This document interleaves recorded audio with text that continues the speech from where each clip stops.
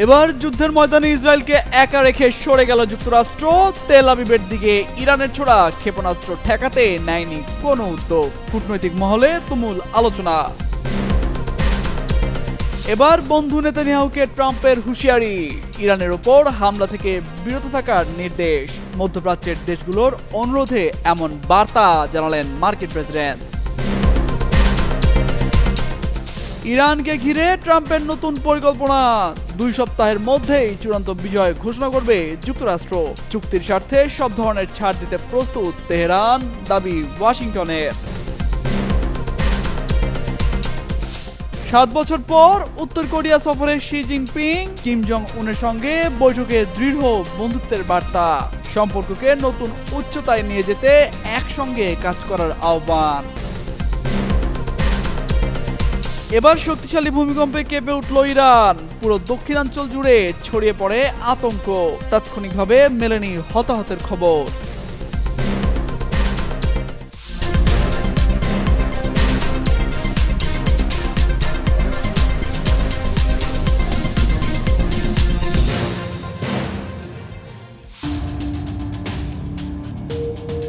টানা কয়েকদিনের যুদ্ধবিরতি, এরপর আবারও মধ্যপ্রাচ্যে উত্তেজনা চরমে। ইরান ইসরায়েলের পাল্টাপাল্টি হামলায় ফের যুদ্ধ নিয়ে বেড়েছে সংশয়। এর মধ্যে তেল আবিবের বিভিন্ন এলাকায় একের পর এক অত্যাধুনিক ক্ষেপণাস্ত্র ছুড়ছে তেহরান। তবে এবার যুদ্ধের ময়দানে দেখা মিলল ভিন্ন এক চিত্র। ফেব্রুয়ারিতে যুদ্ধ শুরুর পর থেকেই ইসরায়েলের দিকে যাওয়া ইরানি ক্ষেপণাস্ত্র প্রতিহত করতে দেখা যায় যুক্তরাষ্ট্রকে। কিন্তু এবার ইরানের ছোড়া ক্ষেপণাস্ত্র ঠেকাতে কোনো উদ্যোগ নেয়নি ওয়াশিংটন। এতে প্রশ্ন উঠছে, যুদ্ধের ময়দানে নেতানিয়াহু সরকারকে একা ফেলেই সরে গেলেন ট্রাম্প।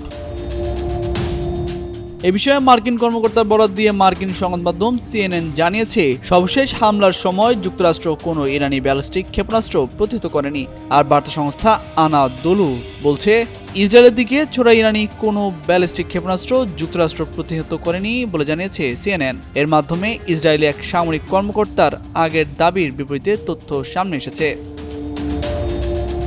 ওই মার্কিন কর্মকর্তা সিনেনকে জানিয়েছে, অভিযানের সময় ইসরায়েলি বাহিনী যুক্তরাষ্ট্রের সামরিক বাহিনীর সঙ্গে ঘনিষ্ঠ সমন্বয় বজায় রেখেছিল। প্রতিবেদন অনুযায়ী ইসরায়েলের সামরিক বাহিনীর chief of staff lieutenant general Eyal Zamir যুক্তরাষ্ট্রের সামরিক বাহিনীর সেন্ট্রাল কমান্ডার প্রধান অ্যাডমিরাল ব্যাট কুপারের সঙ্গে অন্তত 2 বার কথা বলেছেন। তবুও ইরানের কোনো ক্ষেপণাস্ত্র প্রতিহত করতে সহায়তা করেনি যুক্তরাষ্ট্র। যুদ্ধবিরতি বজায় থাকা সত্ত্বেও গত রোববার লেবাননের রাজধানী বৈরুতে ইসরায়েলি বোমা হামলাকে কেন্দ্র করে আঞ্চলিক উত্তেজনা হঠাৎ করেই বেড়ে যায়। এরপর ইরান উত্তর ইসরায়েলের দিকে ক্ষেপণাস্ত্র নিক্ষেপ করে। পরে ইসরায়েলও ইরানের বিভিন্ন লক্ষ্যবস্তুতে কয়েক দফা বিমান হামলা চালায়। গত ফেব্রুয়ারির শেষ দিকে যুক্তরাষ্ট্র ও ইসরায়েল ইরানের বিরুদ্ধে বিমান হামলা চালানোর পর থেকে অঞ্চল জুড়ে উত্তেজনা বিরাজ করছে।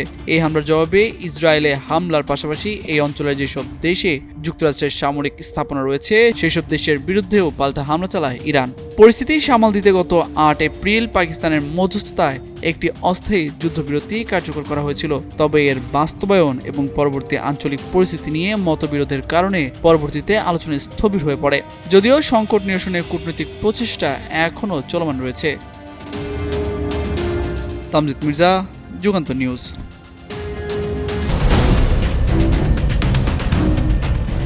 ইরান ইসরায়েল সংঘাত ফের উত্তাপ ছড়াচ্ছে। যুদ্ধবিরতির মধ্যেও 2 দেশের হামলা পাল্টা হামলায় ক্রমেই জটিল হচ্ছে পরিস্থিতি। ইরানের সঙ্গে নতুন করে সংঘাত বাড়ানো থেকে বিরত থাকতে ইসরায়েলের প্রধানমন্ত্রী বেনিয়ামিন নেতানিয়াহুকে সতর্ক করেছেন মার্কিন প্রেসিডেন্ট ডোনাল্ড ট্রাম্প। ইসরায়েলি গণমাধ্যম বলছে, ট্রাম্প নেতানিয়াহুকে সতর্ক করে বলেছেন তিনি নতুন কোনো যুদ্ধ চান না এবং ইরানের বিরুদ্ধে বড় ধরনের হামলার জন্য ইসরায়েলকে সবুজ সংকেত দেয়া হয়নি। ট্রাম্প আরও জানান, ইরানের ওপর পরিকল্পিত একটি ইসরায়েলি হামলা সীমিত করতে সক্ষম হয়েছেন তিনি। পাশাপাশি মধ্যপ্রাচ্যের কয়েকটি দেশ তাকে নেতানিয়াহুর ওপর চাপ প্রয়োগের অনুরোধ জানিয়েছে যাতে পরিস্থিতি আর উত্তপ্ত না হয়। অন্যদিকে নেতানিয়াহু বলেছেন, লেবাননের সশস্ত্র গোষ্ঠীর বিরুদ্ধে ইসরায়েলের যুদ্ধ এখনও শেষ হয়নি। তবে ট্রাম্পের সঙ্গে তার গঠনমূলক আলোচনা হয়েছে বলেও উল্লেখ করেন তিনি। এদিকে ইরানের খাতাম আল আনবিয়া সেন্ট্রাল হেডকোয়ার্টার্স ঘোষণা দিয়েছে যে তারা আপাতত ইসরায়েলের বিরুদ্ধে সামরিক অভিযান স্থগিত করছে। তবে দক্ষিণ লেবানন সহ অঞ্চল জুড়ে নতুন কোনো হামলা হলে তেহরান আরও কঠোর জবাব দেবে বলে সতর্ক করেছেন তিনি।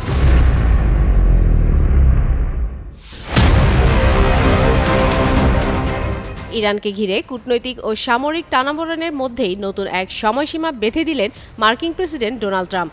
আগামী 2 সপ্তাহের মধ্যেই যুক্তরাষ্ট্র ইরানের বিরুদ্ধে চূড়ান্ত বিজয় ঘোষণা করবে, যা শুধু সংঘাতের গতিপথই নয়, বৈশ্বিক জ্বালানি বাজারেও বড় প্রভাব ফেলতে পারে বলে আভাস দেন তিনি। মঙ্গলবার সাউথ ক্যারোলাইনার সিনেটর লিন্ডসে গ্রাহামের সমর্থনে এক আয়োজিত নির্বাচনী সমাবেশে ভার্চুয়ালি যুক্ত হয়ে ট্রাম্প বলেন, ওয়াশিংটন ও তেহরানের মধ্যে আলোচনা চলছে এবং ইরান একটি খুব ভালো চুক্তি করতে আগ্রহী। তার ভাষ্যমতে তেহরান সব ধরনের ছাড় দিতে এবং পরমাণু অস্ত্র না রাখার প্রতিশ্রুতি দিতে প্রস্তুত। বর্তমান পরিস্থিতিতে যুক্তরাষ্ট্র ইতিমধ্যেই সুবিধাজনক অবস্থানে রয়েছে বলে জানান ট্রাম্প। তবে প্রকৃত সাফল্যের ঘোষণা আসতে পারে খুব শিগগিরই, যা তিনি পূর্ণাঙ্গ বা চূড়ান্ত বিজয় হিসেবে বর্ণনা করেছেন।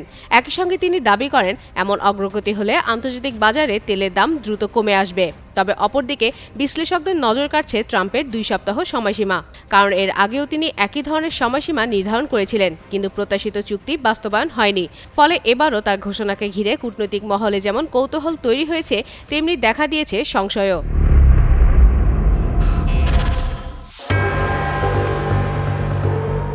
ডোনাল্ড ট্রাম্পের সঙ্গে বৈঠকের কয়েক সপ্তাহ পার না হতেই উত্তর কোরিয়া সফর করছেন শি জিনপিং। সোমবার পিয়ংইয়ংয়ে উত্তর কোরিয়ার নেতা কিম জং উনের সঙ্গে বৈঠক করেন শি। প্রায় 7 বছর পর হওয়া এই সফরে সন্তোষ প্রকাশ করে চীনের নেতা বলেন, নতুন যুগে শীর্ষ পর্যায়ের পরিকল্পনা ও কৌশলগত দিক নির্দেশনাকে শক্তিশালী করতে তিনি কিমের সঙ্গে কাজ করবেন। চীনের প্রেসিডেন্ট শি বলেছেন, পরিস্থিতি যেমনই হোক, চীন উত্তর কোরিয়ার বন্ধুত্বে কোনো পরিবর্তন হবে না। দুই দেশের জনগণের মধ্যে যোগাযোগ বাড়ানোর জন্য শি জিনপিং সীমান্ত ক্রসিং উন্মুক্ত করা, বেসামরিক বিমান চলাচল এবং আন্তর্জাতিক ট্রেন পরিষেবা পুনরায় চালুর সুযোগ কাজে লাগানোর আহ্বান জানান। বৈঠকে কিমকে শি বলেন, তিনি দুই দেশের সম্পর্ককে নতুন উচ্চতায় নিয়ে যেতে একসঙ্গে কাজ করতে প্রস্তুত। দুই পক্ষের উচিত কূটনীতি, আইন প্রয়োগকারী সংস্থা এবং সামরিক ক্ষেত্রে যোগাযোগ ও বিনিময় আরও জোরদার করা। বার্তা সংস্থা এএফপির প্রতিবেদন অনুযায়ী, দুই দেশ বন্ধুত্বের কথা বললেও উত্তর কোরিয়ার পারমাণবিক অস্ত্র কর্মসূচির প্রতি অনড় অবস্থান সম্পর্কের ক্ষেত্রে একটি কাঁটা হয়ে দাঁড়িয়েছে। বেইজিং জানিয়েছে, তারা পারমাণবিক অস্ত্রমুক্ত কোরীয় উপদ্বীপ দেখতে চায়, কিন্তু উত্তর কোরিয়া বারবারই নিজেকে একটি পারমাণবিক শক্তিধর রাষ্ট্র হিসেবে ঘোষণা করে আসছে। শির সফরের আগ মুহূর্তে কিম জং উনের বোন কিম ইয়ো জং বলেন, উত্তর কোরিয়ার পারমাণবিক অস্ত্র কর্মসূচি থেকে পিছু হটার কোনো সুযোগ নেই। তবে বৈঠকে দুই দেশের মধ্যে সে বিষয়ে আলোচনা হয়েছে কিনা তা জানা যায়নি।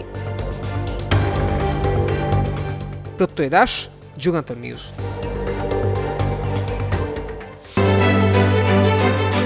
সকালে ব্যস্ত সময়ে হঠাৎ করে কেঁপে ওঠে মাটি। কয়েক সেকেন্ডের এই কম্পনে আতঙ্কিত হয়ে ঘরবাড়ি ও কর্মস্থল থেকে দ্রুত খোলা জায়গায় ছুটে যান অনেক মানুষ।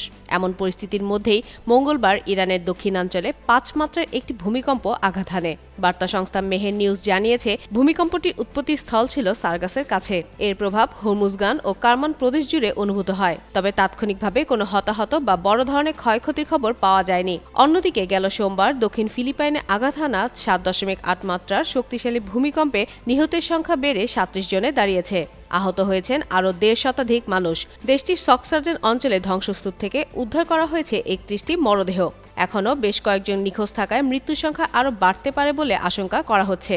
স্থানীয় সময় সোমবার সকালে আঘাত হানা এই ভূমিকম্পের সময় অনেক মানুষ কর্মস্থলে এবং শিক্ষার্থীরা বিদ্যালয়ে ছিলেন। প্রবল কম্পনে বিভিন্ন এলাকায় বহু ভবন ধসে পড়ে এবং বেশ কিছু স্থাপনা সম্পূর্ণ ধ্বংস হয়ে যায়। সামাজিক যোগাযোগ মাধ্যমে ছড়িয়ে পড়া সিসিটিভি ও মোবাইলে ধারণ করা ভিডিওতে ভূমিকম্পের তীব্রতা ও মানুষের আতঙ্ক স্পষ্টভাবে ফুটে উঠেছে।